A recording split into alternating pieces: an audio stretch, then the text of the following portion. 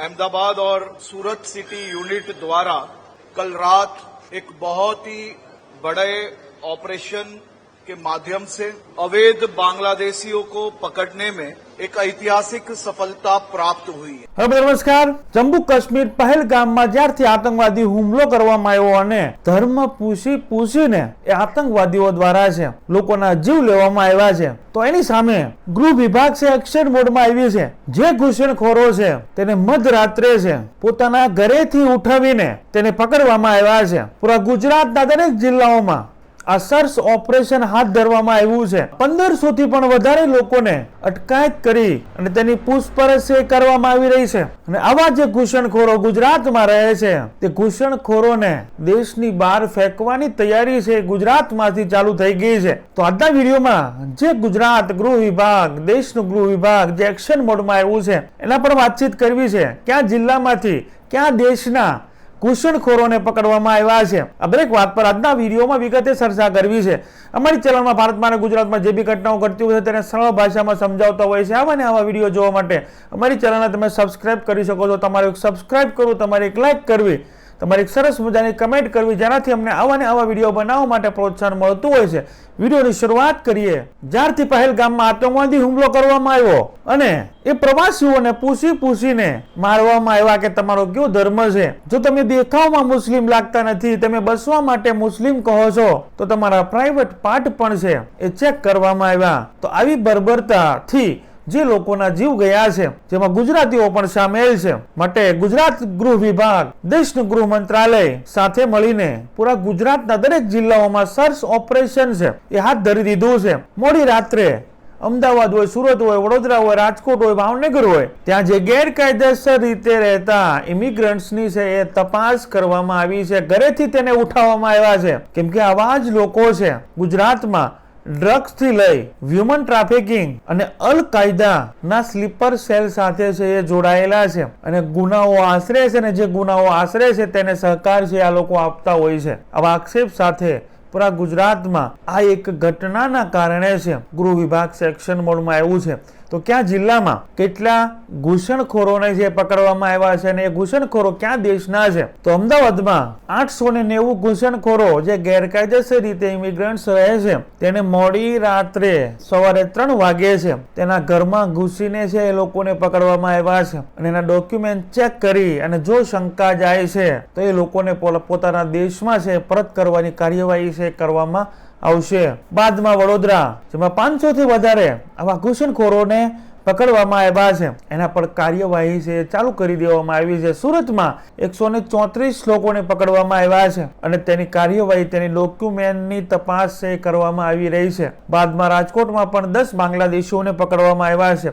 આ જેટલા પણ અમદાવાદ, વડોદરા, ભાવનગર, રાજકોટમાં છે આ સર્ચ ઓપરેશન બાદ છે ઘૂસણખોરો પકડાયા છે એ મોટા ભાગના ઘૂસણખોરો બાંગ્લાદેશીઓ છે અને બાંગ્લાદેશીઓ છે અહીં જ ભારત અને ગુજરાતના જિલ્લાઓમાં રહી અને ગેરકાયદેસર પ્રવૃત્તિ છે એ કરતા હતા। એ ડ્રગ્સ હોય કે અલ કાયદાના સ્લીપર સેલ હોય કે વિદેશના જે પણ આતંકવાદી ગ્રુપો છે તેના સંપર્કમાં રહેવાના પણ આક્ષેપ આ લોકો પર છે, માટે ગૃહ વિભાગ છે એક્શન મોડમાં છે। દરેક જિલ્લાઓમાં કાર્યવાહીના આદેશ આપવામાં આવ્યા છે। અત્યાર સુધી 1500 થી વધારે આવા ગેરકાયદેસર લોકોને છે અટકાયત કરવામાં આવી છે, પૂછપરછ ચાલુ છે। પૂરા ગુજરાતમાંથી આવા જે ઘૂસણખોરો છે ગેરકાયદેસર પ્રવૃત્તિ કરી રહ્યા છે એના તેના દેશમાં છે એ ફેંકી મૂકવામાં આવશે। જે પણ રાજ્યમાં, જે પણ જિલ્લાઓમાં છે કોઈ આતંકવાદી હુમલાઓ કોઈ ધાર્મિક સ્થાનો પર થતા હોય છે તો એમાં આવા જે લોકો ઘૂસણખોરો છે જે આ દેશમાં છે, જે તે સમયે શરણાર્થી તરીકે આવ્યા છે અથવા ઘૂસણખોરી કરીને આવ્યા છે, એવા લોકો છે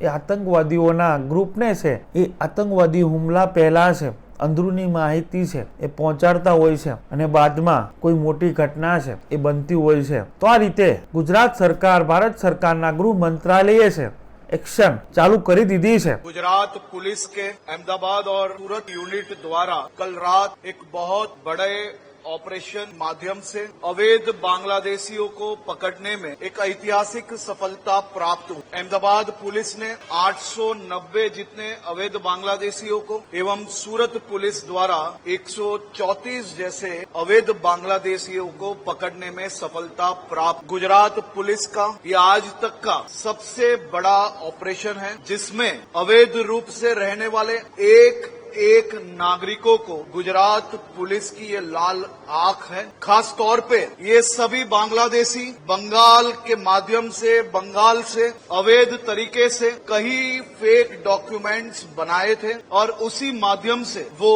गुजरात एवं भारत के अलग अलग राज्य में पहले रहे। इनमें से कई लोग ऐसे हैं जो ड्रग्स कार्टल, ह्यूमन ट्रैफिकिंग एवं पिछले केस में हम सब ने देखा कि जो 4 बांग्लादेशी पकड़े गए थे उनमें से 2 बांग्लादेशी अलकायदा के लिए स्लीपर सेल के तौर पे गुजरात में काम करते। ये सभी बांग्लादेशियों का बैकग्राउंड एवं उनकी क्या गतिविधि थी गुजरात में, वो तहकीकात चालू है और मैं ये सभी लोगों को स्पष्ट संदेश देना चाहता हूँ, या तो खुद सामने से चल के पुलिस स्टेशन में जाके अपने आप को बांग्लादेशी एवं अवैध तरीके से अगर गुजरात में रह रहे हैं तो वो पुलिस स्टेशन में जाके सरेंडर हो जाए, वरना गुजरात पुलिस ये सभी लोगों पे ना भूतो ना भविष्य उस प्रकार के स्ट्रांग एक्शंस लेने के लिए तैयार है। गुजरात के सभी कोनों पे यही दिशा में काम करने के निर्देश दिए गए हैं। जिस प्रकार से प्रधानमंत्री श्री नरेंद्र भाई मोदी जी के अध्यक्षस्थान में कैबिनेट कमेटी फॉर सिक्योरिटी के